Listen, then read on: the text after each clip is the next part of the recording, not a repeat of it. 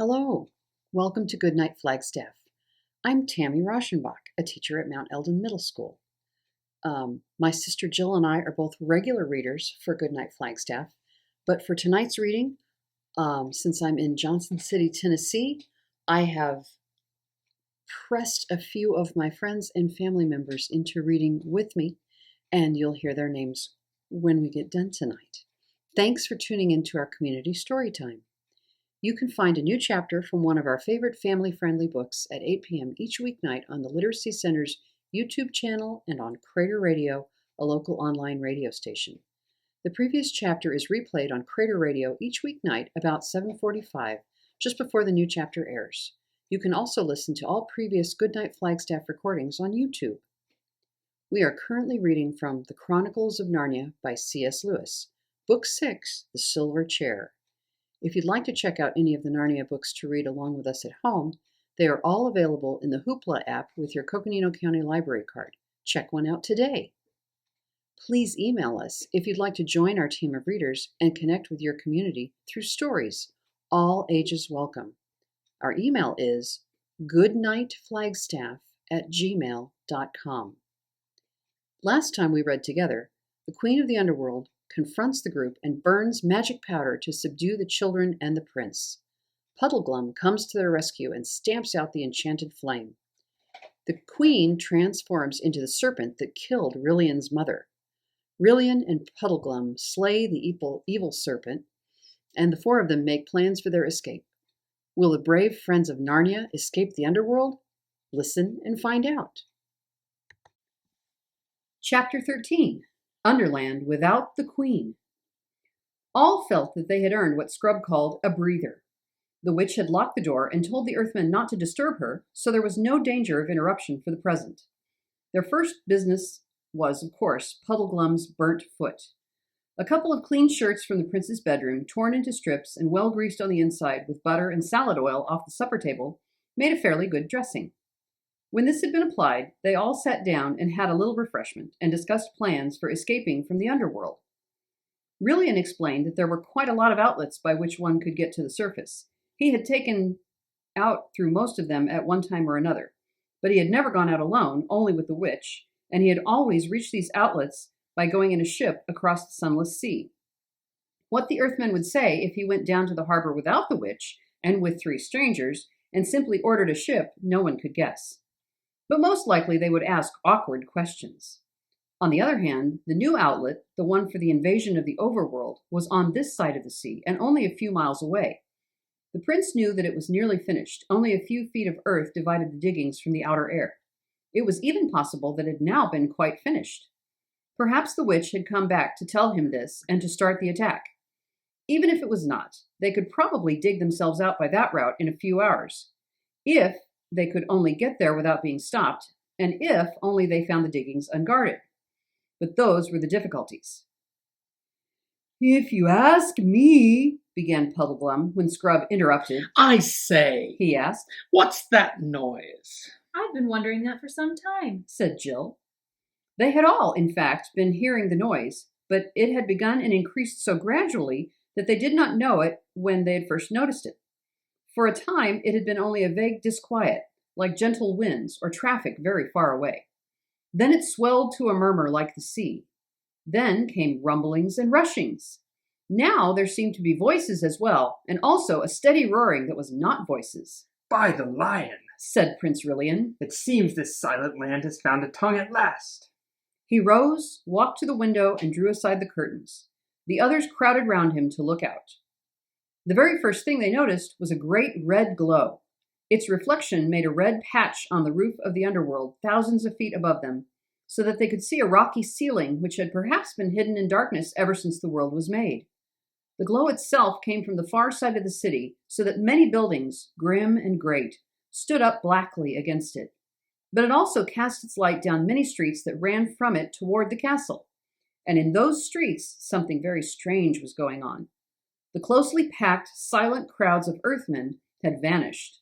Instead, there were figures darting about by 1s or 2s or 3s. They behaved like people who do not want to be seen, lurking in shadow behind buttresses or in doorways, and then moving quickly across the open into fresh places of hiding. But the strangest thing of all, to anyone who knew gnomes, was the noise. Shouts and cries came from all directions, but from the harbor there came a low, rumbling roar, which grew steadily louder and was already shaking the whole city. What's happened to the Earthmen? Said Scrub. Is it them shouting? 'Tis hardly possible, Said the prince. I never heard one of the rascals make as speak with a loud voice in all the weary years of my bondage. Some new devilry, I don't doubt. And what is that red light over there? Asked Jill. Is something on fire?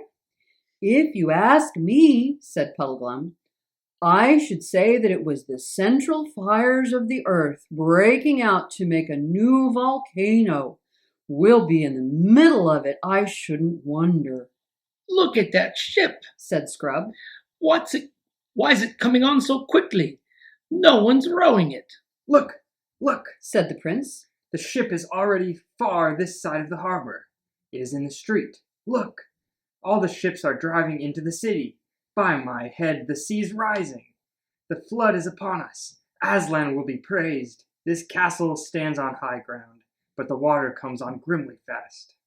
Oh, what can be happening? Cried Jill. Fire and water and all those people dodging about the streets? I'll tell you what it is, said Puddleglum. That witch has laid a train of magic spells so that whenever she was killed, at the same moment her whole kingdom would fall to pieces. She's the sort that wouldn't so mind much dying herself if she knew that the chap who killed her or was going to be burned or buried or drowned 5 minutes later. Hast hit it, friend Wiggle, said the prince. When our swords hacked off the witch's head, that stroke ended all her magic works, and now the deep lands are falling to pieces. We are looking on the end of Underworld. That's it, sir, said Puddleglum. Unless it should happen to be the end of the whole world. But are we just going to stay here and wait? Gasped Jill. Not by my counsel, said the prince. I would save my horse, Coal-Black, and the witch's Snowflake,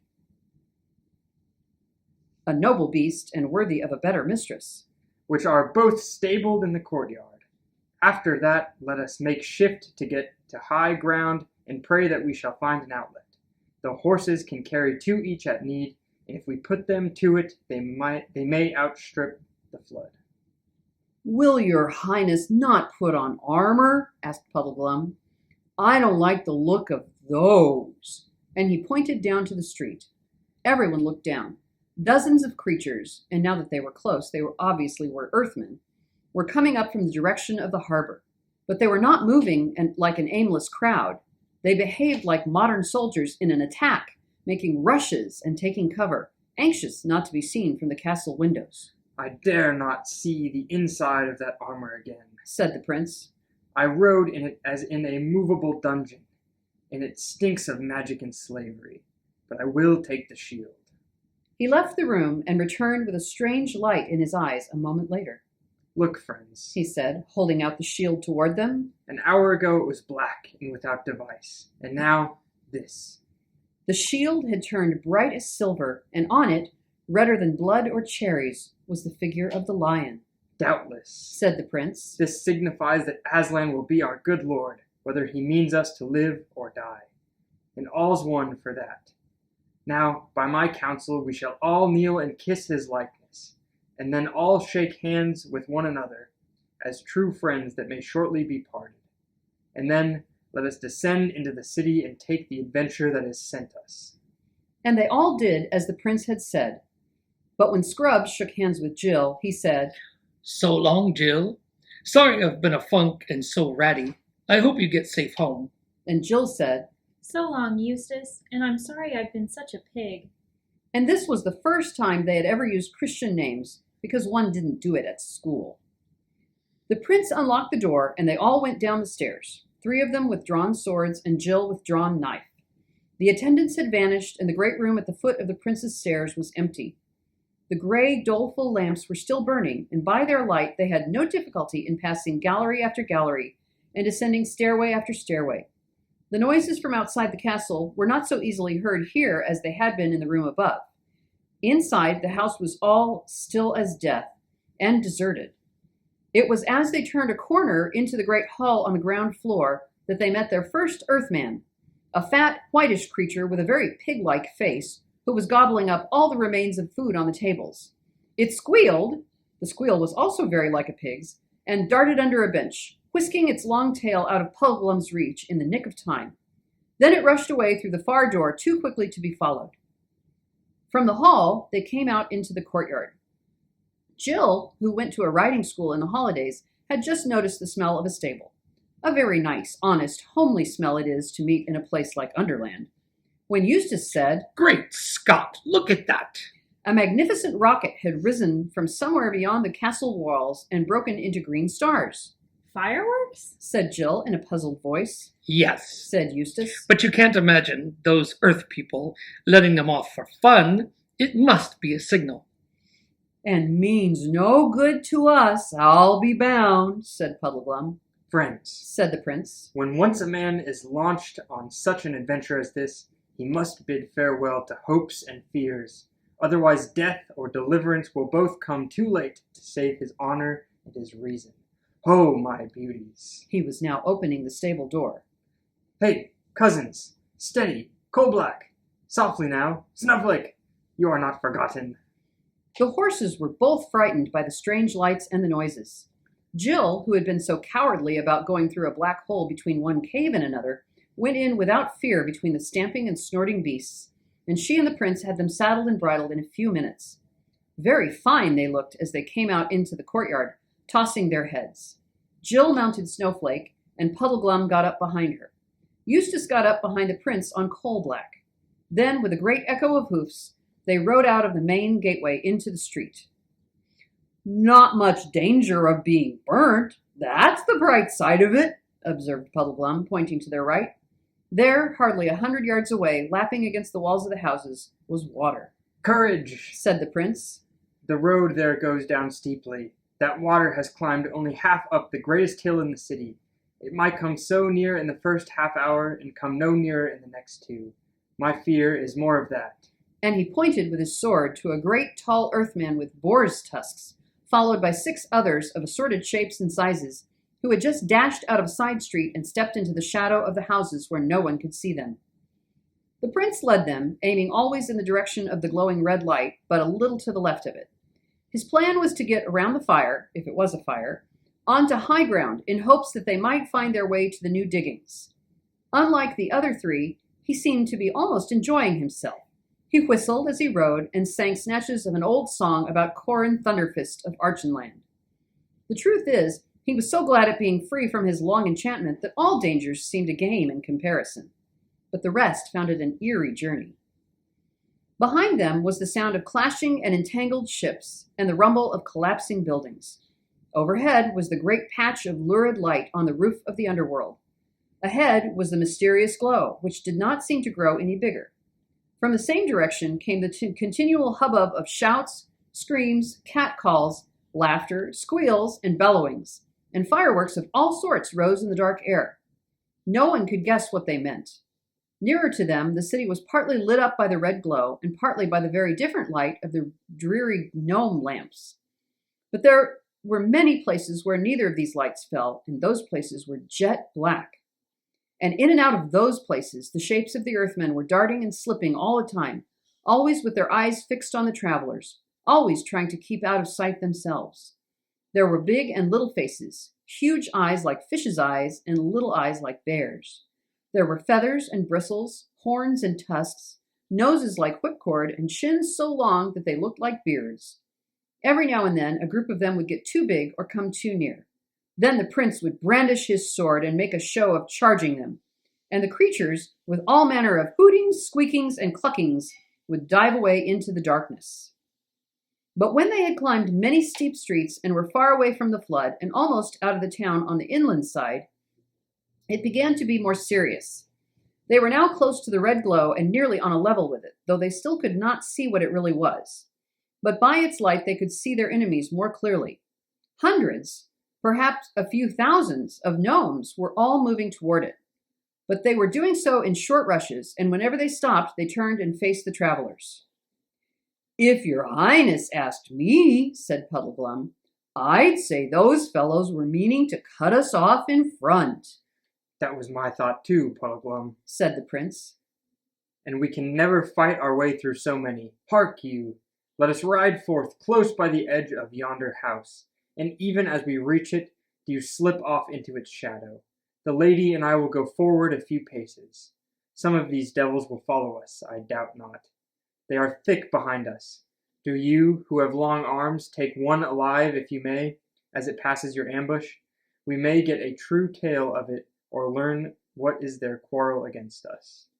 But won't the others all come rushing at us to rescue the one we catch? Said Jill in a voice not so steady as she tried to make it. Then, madam, said the prince, you shall see us die fighting around you, and you must commend yourself to the lion. Now, good Puddleglum.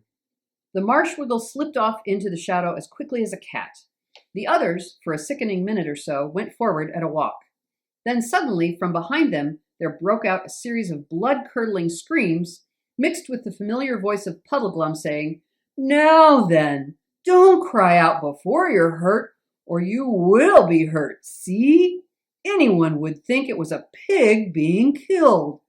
That was good hunting, exclaimed the prince, immediately turning coal-black and coming back to the corner of the house. Eustace, he said, of your courtesy, take coal-black's head. Then he dismounted, and all three gazed in silence while Puddleglum pulled his catch out into the light. It was a most miserable little gnome, only about 3 feet long. It had a sort of ridge like a coxcomb, only hard, on the top of its head, little pink eyes, and a mouth and chin so large and round that its face looked like that of a pygmy hippopotamus. If they had not been in such a tight place, they would have burst into laughter at the sight of it. Now, Earthman, said the prince, standing over it and holding his sword point very near the prisoner's neck. Speak up, like an honest gnome, and you shall go free. Play the knave with us, and you are but a dead Earthman. Good Puddleglum, how can it speak while you hold its mouth tight shut? No, and it can't bite either, said Puddleglum. If I had the silly soft hands you humans have, saving your highness's reverence, I'd have been all over blood by now. Yet even a Marshwiggle gets tired of being chewed. Sirrah, said the prince to the gnome. One bite and you die.